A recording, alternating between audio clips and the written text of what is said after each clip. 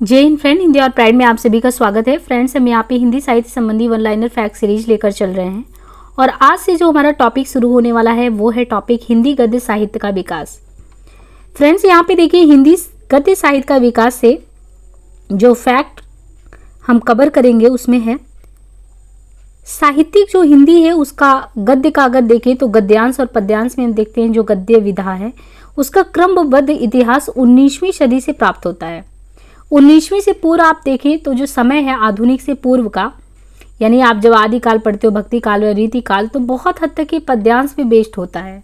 Even खड़ी बोली भी उस समय प्रचलन में नहीं रहता है। लेकिन जो 19वीं सदी आता है तो साहित्यिक हिंदी में गद्य विधा शुरू होता है। गद्य के तहत आप गद्य की विविध विधाओं में कविता, कहानी, उपन्यास, नाटक, रेखाचित्र, डायरी, संस्मरण, यात्रा वृत्तांत, बहुत सारी चीज़ों को पढ़ते हैं। तो साहित्यिक हिंदी गद्य का क्रमबद्ध इतिहास 19वीं सदी से प्राप्त होता है। इसके पूर्व भी राजस्थानी गद्य, ब्रजभाषा गद्य, खड़ी बोली गद्य की परंपराएं थी, लेकिन वो क्षीण मंध्यम शिथिल गति से चल रही थी, उस तरीके से नहीं था।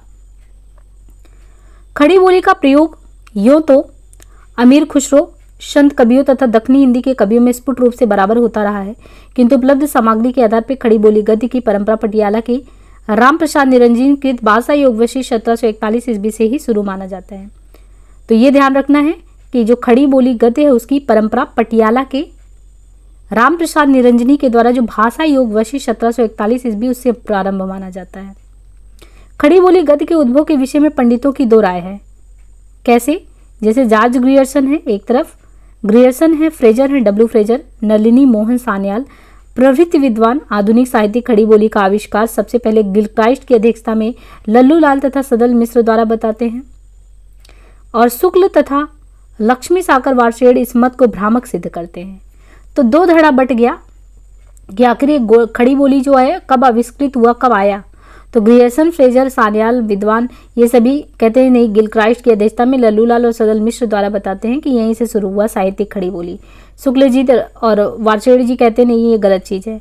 शुक्ल जी ने कहा कि जो खड़ी बोली है उस गद्य का प्रारंभ जो अकबर के समय में गंग कवि थे, अकबर के समय में गंग कवि, उन्होंने लिखा एक रचना चंद छंद वर्णन की महिमा, उसी से मानना चाहिए, और ये रचना 1750 ईस्वी के आसपास लिखा गया। जो राम प्रसाद निरंजनी की भाषा योग वशिष्ठ है वो 1741 ईस्वी की रचना है। इसके पूर्व पंजाब में सोढ़ी मिहिरवानू 1581 से 1640 ईस्वी में, हरिजी दयाल अनेमी 1675 से 1781 ईस्वी में, ये लोग भी खड़ी बोली गद्य में अपनी रचनाएं कर चुके थे। सोढ़ी मिहिरवनु ने सचुसंड पोथी तथा हरिजी जो कि मिहिरवनु के पुत्र थे, इन्होंने 3 रचनाएं की थी। सुस्मनी सहसराम, गोशट गुरु मिहिरवान, पोथी हरिजी लिखी। दयालु अनेमी की अवगत उल्लास, दयालु अनेमी है इनकी अवगत उल्लास, असटवक्र भाषा, गीता भाषा आदि इनकी प्रसिद्ध रचनाएं हैं। हिंदी खड़ी बोली के विकास में फोर्ट विलियम कॉलेज का नाम बहुत ही कह सकते हैं कि योगदानकर्ता के रूप में देखते हैं कि फोर्ट विलियम कॉलेज ने जो है खड़ी बोली में बहुत ही काम किया है। तो फोर्ट विलियम कॉलेज से संबंधित महत्वपूर्ण तथ्य हमें यहाँ ध्यान रखना है कि इसकी स्थापना और संस्थापक हिंदुस्तानी भाषा प्रोफेसर, भाषा मुंशी, कार्य। तो ये 1800 ईस्वी में स्थापित होता है फोर्ट विलियम कॉलेज, और संस्थापक इसके हैं मार्क्विस वेलेजली, और हिंदुस्तानी भाषा के जो प्रोफेसर थे इसमें वो थे डॉक्टर जॉन बोर्थविक गिलक्राइस्ट। तो संस्थापक Marquis Wellesley, doctor John Borthwick Gilchrist Hindustani भाषा के प्रोफेसर थे, लल्लू लाल सदल मिश्र भाषा मुंशी थे, और कार्य इनके कंपनी के कर्मचारियों को हिंदुस्तानी भाषाओं की शिक्षा प्रदान करना। गिलक्राइस्ट की प्रमुख रचनाएं यहाँ पे देखिए क्रम से, तो a dictionary of English and Hindustani, बृहद कोश, इसकी लिपि फारसी में भी है, इसकी लिपि भी फारसी ही है, बृहद कोश है। तो गिलक्राइस्ट ने लिखा ए डिक्शनरी ऑफ इंग्लिश, मतलब इन्होंने एक डिक्शनरी ऐसी लिखी जो इंग्लिश एंड हिंदुस्तानी से संदर्भित है, और एक लिखा एक grammar of the Hindustani language, तो हिंदुस्तानी लैंग्वेज पे ग्रामर की भी व्याकरण ग्रंथ भी लिखा। और गिलक्राइस्ट ने हिंदी, उर्दू, रेखता, हिंदुस्तानी को समानार्थी माना कि हिंदी हो चाहे उर्दू हो, रेखता हो, हिंदुस्तानी सब समान है। गिलक्राइस्ट ने खड़ी बोली की कुल 3 शैलियाँ भी निर्धारित की कि खड़ी बोली की कुल कितनी शैली, 3। एक तो इन्होंने कहा एक तो दरबारी या फारसी शैली है खड़ी बोली की, एक हिंदुस्तानी शैली, एक हिंदवी शैली। हिंदुस्तानी शैली को इन्होंने कहा the grand popular speech of Hindustan है वो। फोर्ट विलियम कॉलेज में खड़ी बोली के विकास में जिन पंडितों ने योगदान दिया वे हैं लल्लू लाल, लल्लू लाल का देखें समय 1763 से 1835 ईस्वी, सदल मिश्र 1768 से 1848, गंगा प्रसाद शुक्ल ईश्वर चंद्र विद्यासागर 1841, दीन बंधु 1871 से 1940 ईस्वी। लल्लू लाल की प्रमुख रचनाएं यहाँ पे दी हैं। तो लल्लू लाल की जो प्रमुख रचनाएं उनमें है सिंहासन बत्तीसी, बैताल पच्चीसी। 1801 में इनका सिंहासन बत्तीसी जो है विशेष तथ्य काजी मली की सहायता से सुंदर दास के ब्रजभाषा अनुवाद का हिंदी रूपांतरण किया। लल्लू लाल जी ने ये काजी मली की सहायता ली और सुंदर दास का जो ब्रज भाषा अनुवाद था इसी का हिंदी रूपांतरण किया सिंहासन बत्तीसी 1801 में। और बैताल पच्चीसी 1801 में ही प्रकाशित हुआ ये बैताल पच्चीसी। इसमें संस्कृत कवि है शिवदान, उनकी रचना खड़ी बोली हिंदी में अनुवाद मजहर अली के साथ लल्लू लाल ने किया। बैताल पच्चीसी 1810 में इन्होंने शकुंतला नाटक, माधुनल 1801 में, तो शकुंतला नाटक 1810 में, माधुनल 1801 में। तो ये लल्लू लाल जी के द्वारा 1801 में सिंहासन बत्तीसी, बैताल पच्चीसी, माधुनल, राजनीति 1802 में, ब्रजभाषा गद्य पद मिश्रित हितोपदेश की कहानियों का अनुवाद, प्रेम सागर 1810 में, यामिनी भाषा उर्दू को छोड़ने की बात, लताइफ हिंदी 1810 ईस्वी, खड़ी बोली ब्रज और हिंदुस्तानी की 100 लघु कथाओं का संग्रह, ब्रजभाषा व्याकरण 1811, मौलिक रचना ब्रजभाषा में लिखा गया चंपू, सभा विलास 1815, माधव विलास, तो सभा विलास 15, माधव विलास 17 में, ब्रजभाषा गद्य पद मिश्रित, लाल चंद्रिका 1818 में।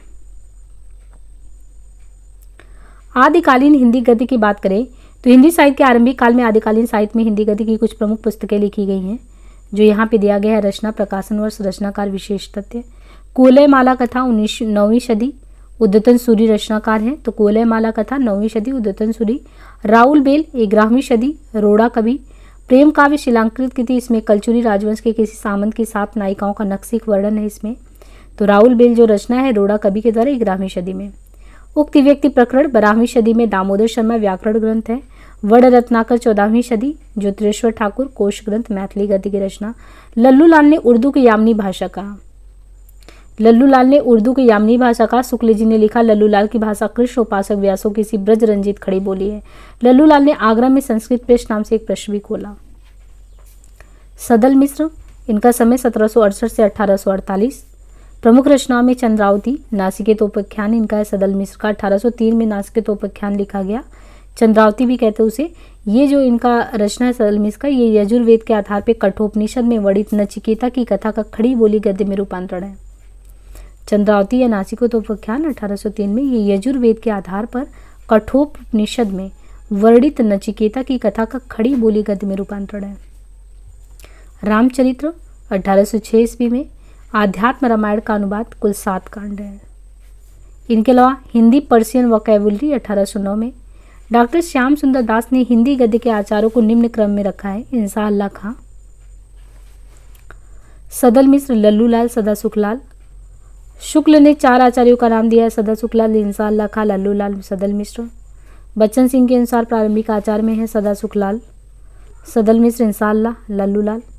सदा सुखलाल की प्रमुख रचना सुखसागर एवं मुंतक बुत वारिक है। सुखसागर की रचना विष्णु पुराण के आधार पर की गई है। इंसाअल्लाह खां ने रानी केतकी की कहानी की रचना की, इसे उदयभान चरित के नाम से भी जाना जाता है। आरंभिक हिंदी गद्य की अन्य महत्वपूर्ण में श्रृंगार रस मंडन विठलनाथ, अष्टयाम नाभादास के द्वारा रचना, अगहन महात्म्य, वैशाख महात्म्य, वैकुंठ मणि शुक्ल, चंद्र छंद बन्नन की महिमा, गंग कवि, सेवक चरित्र प्रियादास का है, सोमवंशन की वंशावली मणिकलाल ओझा का है, मेराजुल आशकीन बंदा निवाज गेसूत का है, सबरश मुल्ला वजही की रचना है। अब यहाँ पे इनसे संबंधित अगर हम देखें क्वेश्चन किस तरीके से एग्जाम में आए हुए हैं, तो देखिए भाषा योग वशिष्ठ जो है ये रचना है भाषा योग वशिष्ठ। तो भाषा योग वशिष्ठ का रचना काल अगर देखें तो ये समय है 1741। उर्दू की यामिनी भाषा कहने का श्रेय लल्लू लाल को जाता है। उर्दू को यामिनी कहने वाले हैं लल्लू लाल। इंसाअल्लाह खां द्वारा लिखी गई पुस्तक है रानी केतकी की कहानी। शुक्ल जी के अनुसार खड़ी बोली गद्य की पहली रचना है चंद्र छंद बन्नन की महिमा। इतिहास तिमिर नाशक ग्रंथ के रचयिता कौन है? तो इतिहास तिमिर नाशक ग्रंथ के रचयिता है राजा शिव प्रसाद सितारे हिंद। सितारे हिंद उपाधि थी राजा शिव प्रसाद की। राजा भोज का सपना पुस्तक की भाषा है हिंदी उर्दू मिश्रित। फोर्ट विलियम कॉलेज स्थित है कहाँ पे? तो फोर्ट विलियम कॉलेज कहाँ पे स्थित है? कोलकाता में। फोर्ट विलियम कॉलेज के हिंदुस्तानी के प्रथम प्रोफेसर जॉन गिलक्राइस्ट। शुक्ल ने आधुनिक काल की सबसे प्रधान साहित्यिक घटना माना है गद्य का आविर्भाव। मुंतक वुतवारिक पुस्तक के लेखक है मुंशी सदासुख। 19वीं सदी में खड़ी बोली हिंदी के विकास में हिंदी के अस्तित्व की लड़ाई लड़ने वाले रचनाकार सितारे हिंद थे। आधुनिक काल के साहित्य की सबसे बड़ी विशेषता गद्य को साहित्य के सशक्त माध्यम के रूप में प्रतिष्ठित करना है। ब्रज भाषा का सबसे प्राचीन ग्रंथ है प्राकृत व्याकरण। नासिकोपख्यान रचना है सदल मिश्र की। नाथों की कुल संख्या मानी जाती है 9। 19वीं सदी में हिंदी खड़ी बोली के विकास में किस साहित्यकार ने महत्वपूर्ण भूमिका अदा की? तो सदल मिश्र हैं। उक्ति व्यक्ति प्रकरण के रचनाकार दामोदर शर्मा। भाषा योग वशिष्ठ के रचनाकार Ramprasad Niranjani. Fort William college की स्थापना 1800 ईस्वी में हुआ। आलसियों का कोड़ा रचना है शिवप्रसाद सितारे हिंद का। गंग कवि का जन्म स्थान है इटावा। मेघदूत काव्य का खड़ी बोली में अनुवाद किया राजा लक्ष्मण ने। जॉन गिलक्राइस्ट की अध्यक्षता में फोर्ट विलियम कॉलेज के 4 लेखकों ने खड़ी बोली की अनेक शैलियों की नींव रखी। आधुनिक हिंदी गद्य के जनक भारतेंदु। नासिकोपख्यान के लेखक हैं सदल मिश्र। न खास हिंदी न खास उर्दू, जवान गोया मिली जुली हो, प्रयुक्त कथन है शिवप्रसाद का। लाल चंद्रिका के लल्लू लाल रचनाकार हैं। प्रेम सागर के लेखक लल्लू लाल। सन 1800 में फोर्ट विलियम कॉलेज की स्थापना मार्कशू वेलेस्ली ने की। तो यहाँ पे जो ये चैप्टर है हमारा हिंदी गद्य वो समाप्त होता है। बाकी अब नेक्स्ट चैप्टर है नाटक से संबंधित। तो मिलते हैं नेक्स्ट पार्ट में। उम्मीद है ये सेशन आपके लिए बहुत ही यूजफुल रहा होगा। प्लीज़ लाइक शेयर सब्सक्राइब करना ना भूलें। आज के लिए इतना ही, धन्यवाद।